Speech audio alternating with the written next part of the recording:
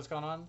It's Garrett from Team Synergy, and today we have a premium tier list for all of y'all, especially with the BCS season right around the corner and coming up extremely fast. I wanted to give you my breakdown on what premium feels like for me and what I'm expecting there to be at BCS, especially in the top tables and stuff like that. So, let's get right into it. Starting up first, if I don't have this wrong, is I think this is Shadows. Sorry, I'm not good with clan images, but I think this is Shadows. I think Shadows is A tier in my opinion. I think the only viable deck in Shadows is Luard. One of my teammates, shout out to Zach, he actually got top 4 at Springfest with Crest Luard.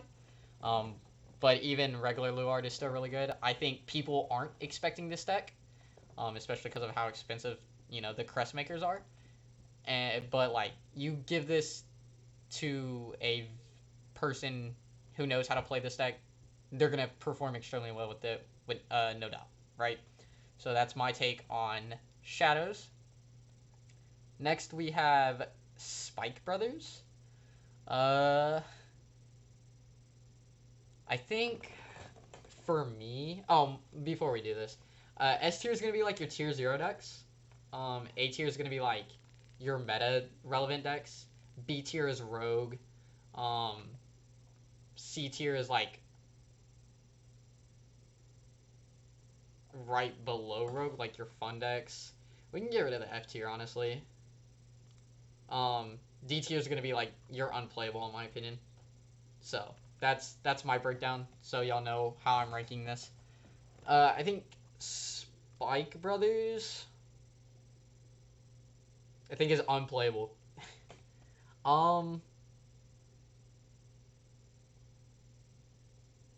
Yeah, I don't think it's like gonna really do anything. Cause like there are a lot of decks that can perform, but like I don't think Spike Brothers is gonna do anything. I don't think you have to be worried about it. Like you may see one really early in like round 1 or 2, but it's not gonna go past that for the top tables. Next, I believe this is Tachikaze. I think Tachikaze is actually Rogue. I don't think it's actually well, Rogue's B tier. Maybe I actually keep this as a fun deck to play. I don't think we put it necessarily at Rogue, but I actually don't think it's a bad deck to take at all. I just don't think you're going to see too much of it, and even if you do, I don't think it's going to perform too well, which is why I have it as a fun deck to play. Next, we have Angel Feathers, Gabrielle. I think this is a fun deck to play. There's just too many counters to it, and I think it's too much of a stall deck. I think it needs more pressure. It may be Rogue, but like we haven't really seen it perform in the past 2 seasons enough to put it past that. But it's definitely playable. It's definitely not unplayable, but I don't think it deserves to be Rogue. Next we have Neonectar. I'm just throwing this up here in A tier. Katrina is a very, very good card. And yeah. Just, that's all I have to say. Katrina is a very good card. There's also the other one that got the Musketeers. I don't think Musketeers is as strong as... Is it Asha? Is that what they're playing in Katrina? I don't know. All I know is that Katrina is the main card this is centered around, but I know there's the Katrina build. Or there's the Musketeer build. But I think it's definitely A tier. Would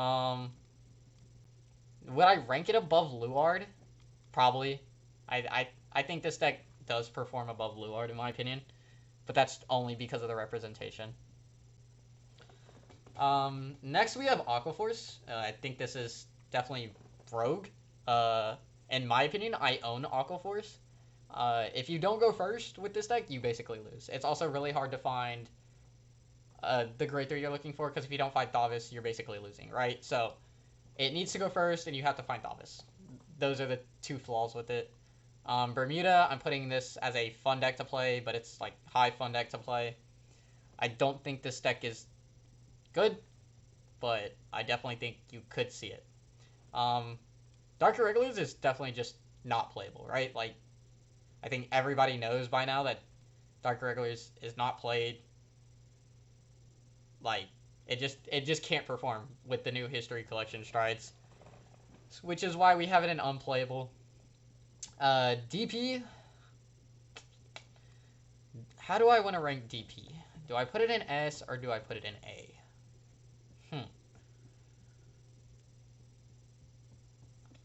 I think DP is high A, and there's a reason why. Because I'm setting my standards really high for S.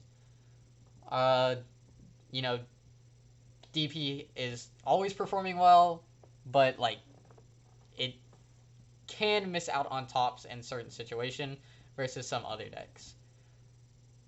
Gear Chronicles, I'm putting, Rogue.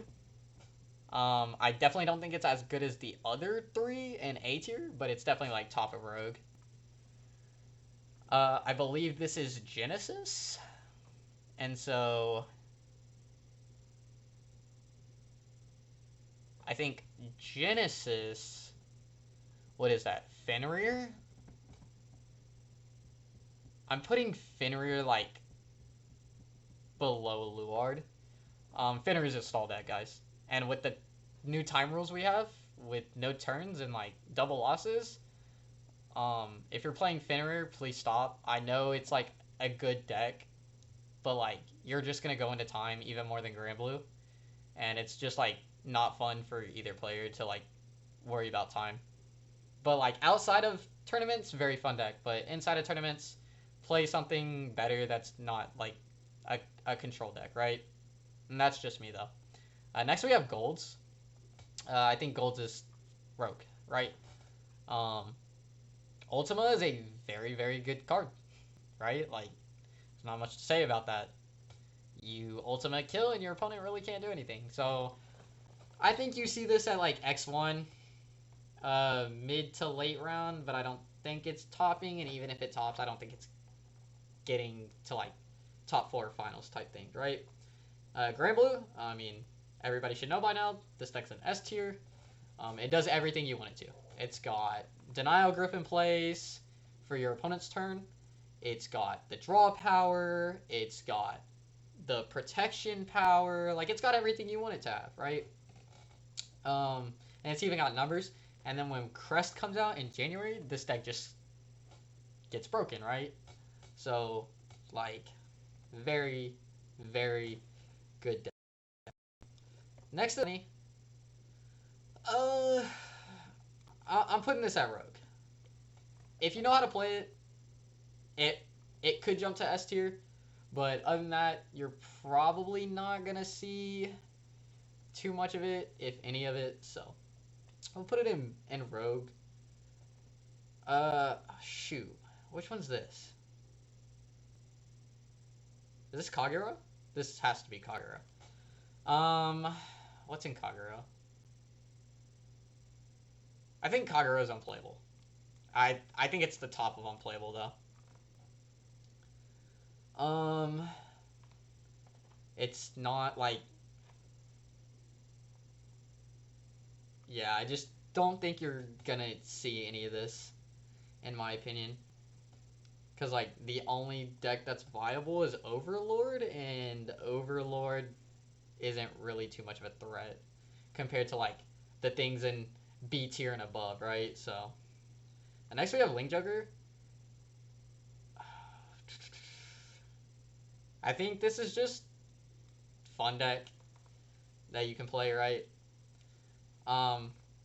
Link Joker, if it, like, has one very, very specific good matchup, and that's it, right? Like, it does good against one clan, and then past that, it basically gets shut out. So, but I definitely don't think it's unplayable by any means. I think you're just gonna have a really hard time playing it, especially because it's more of a stall deck like um, Fenrir and Gridora. But I think it's slightly worse than those two.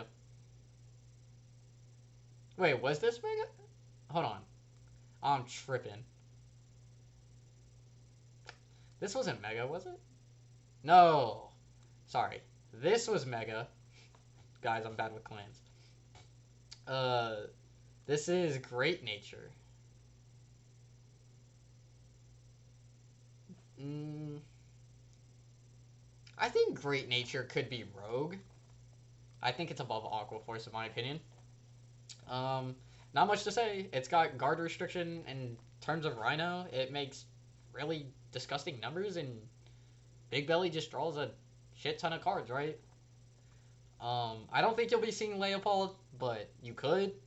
But I think Big Belly's just the better one. But I definitely don't think it goes higher than these. I don't. I definitely don't think it's an A tier by any means. Next we have Murakumo. I think this deck's unplayable. It just nobody plays it, and even then, I just don't think it's good, right? So I'm definitely putting it in unplayable. But like these three, don't get me wrong, are playable in D tier, and the only one that's really just you can't take it is Dark Hercules. Um, Next is Narukami, and I'm putting this at top of S tier. And I think Narukami is the best deck in the format. Um, am I biased? Yes, but I also have like performances to because the people who were on the bandwagon who played it only because of Demolition Dragon, you notice the minute they lost their draw power and their brain dead way of playing it, they stopped playing it, right? The representation went down unless you're a true fan. Um, but like, it has a really good matchup against Grand Blue. It has a really good matchup against Shadows. It has a good matchup against every Excel deck ever. Um, it has a really good matchup against. It has a really good matchup against everything. Not gonna lie to you guys. It has. Well, take that back. It hard loses. Not hard loses, but like it has a very very hard time against Link Joker. But like, just avoid Link Joker and you're fine, right? um, but yeah, in my opinion, I think Narukami is the best. Um, don't get me wrong, I think all S tiers are like equally balanced, but I think Narukami slightly takes it above the other two that will be in S tier just slightly because of its matchups against it with the double stride, the draw power, um, the board control, and all of that, right? Next we have Nova Grapplers. This is definitely a rogue deck. Um, it's definitely playable. I just don't think like I think it has specific matchups that it loses to, right? It loses to Link Joker, it loses to Narukami, it loses to Grand Blue, it loses to DP, it loses to Nectar, it loses to Shadows. Like, it's just like really hard to play this deck in the current format with the way it is, right? Next, we have everybody's favorite clan, uh, especially in standard. Nubus. Nubus is going straight to A or straight to S tier. It's definitely the bottom of S tier, but it's by no means even close to A tier, right? The only reason it's not above Grand Blue is because Grand Blue has Impix, and the only way to get around that is Rene, and I think most people are on like 2 Rene anyways. But like Grand Blue's hand is so big anyways, you don't have to worry about it, and then you have your Denial Griffin plays in Grand Blue that you just get rid of the restanders, and they kind of cry because like the thing about this deck and then like Grand Blue specifically can call its protect markers, and Rene doesn't do anything. But another thing about Nubuz is that Nubuz has a very, very hard time of finding its pieces. If you get rid of its early game pieces, it just struggles to find more, right? Which is why I think like Narukami just kind of kills the deck, in my opinion, right? Because Narukami can just always threaten its double stride with Stunverse and whatever, right? Because, like, again, it's very hard for them to find pieces, right? The minute they commit to a board, their board's gone. Naru's in a winning setup for the rest of the game, and it's like, you're done, right? And then, like, even if they do call more pieces, they just have, what's this card's name? They just have MP, sorry. I had to look at the card name. They just have MP Dragon, right? Once they, find their pieces past the double stride turn. So it's very hard for this deck to win, especially if it's not going second. Because then they get the 2 tickets, or the 2 blitz orders. The blitz orders just stay in their hand, and once they rename for that one turn, they call, and then they're basically dead after that, right? But definitely by no means is it losing to any of these other decks below here, right? Next we have OTT. I think it's just a fun deck. I think it's actually bottom of this, but I don't think it's unplayable. Well, do I think it's unplayable? Because now that I'm looking at where I put Dragon, Kagero, sorry. Would I put OTT over Kagero? Nah, I don't think we would. I think it's below Kagero. Yeah, OTT's just not really doing much. So, next we have Paleman. I'm putting this straight to Rogue, and I'm putting it like right there. Come January, I think this deck bumps straight to S tier without hesitation. The Crush Generator's just gonna break Excels in Premium, but until then, it's just Rogue right now. And then finally, we have Royals, and I think the only playable Royals deck competitively is Jewel Knights. And although they did just get the new deck sets, I don't think I'd put it in A tier. Like, I think I'd put it in Rogue. Like, I think you'll see it, especially with the new support, but I definitely don't think it's a hard deck to beat by any means, right? Especially if you know how to play against it. But yeah, other than that, that's my take on the Premium. For everybody, who's looking for an English guide or whatever, you just want to see different people's opinions, that's mine. Especially from somebody who really likes the Premium format. If you guys have any other opinions on, what decks you think should be where, please feel free to let me know in the comments. Don't hesitate to voice your opinion. I love conversing with people about things like this, especially because it helps both of us as players grow, right? So, but until then, thank you guys for watching. I hope your BCS season goes very well, and I will see you guys later. 'Cause no matter what I do, I'ma always fall for you. Girl, I know that I've been steady going down the wrong path.